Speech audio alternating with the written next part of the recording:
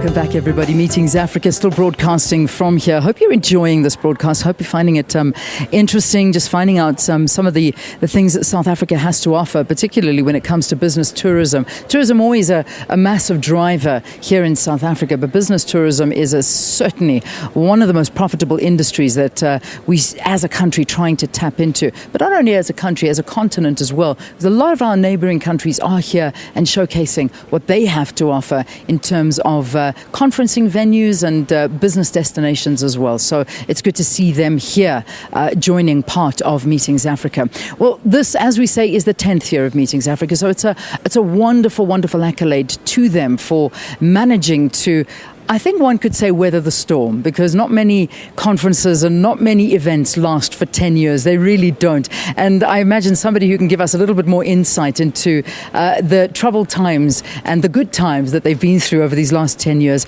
is Kotze-Nhlapo, who's the Chief Convention Bureau Officer for SABC. It's good to have you. Thank you very much for being with us here on Morning Live. Thank you so much for the opportunity again. So 10 years. I suppose it isn't a walk in the park. Nothing is really a walk in the park, is it?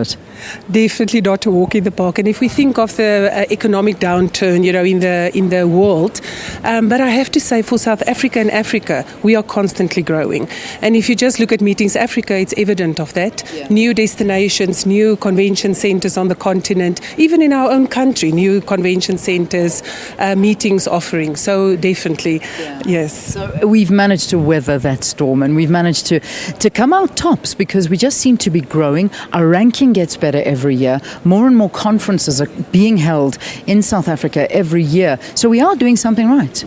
I think the big thing that we're doing right is that we have meetings infrastructure. And if I say meetings infrastructure, we have our province and our cities that actually come behind us and have a national convention bureau, as you know, 3 years old. We are 3 years old. But also cities and provinces, have now convention bureaus. And that is really, a convention bureau is a place where people can stop and ask for help. And I think that is, if you have that infrastructure with our industry, I think we really are the new destinations that coming up in this sector, of the tourism industry. Yesterday you had a very big day. It was the Business Network Opportunity Day. What are some of the things that came out of it? Some of the concerns, some of the accolades? Give us a bit of a snapshot. I think one of the big things that we did is that we come together as the industry, and we come back to the core that we are about, networking and learning.